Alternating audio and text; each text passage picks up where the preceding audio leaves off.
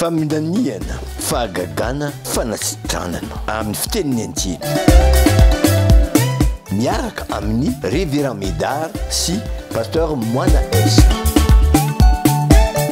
zao izy manasitrana tsy manapaka finoana sady tsy manapaka fiangonana ao amin'ny palais des sports Mahamasina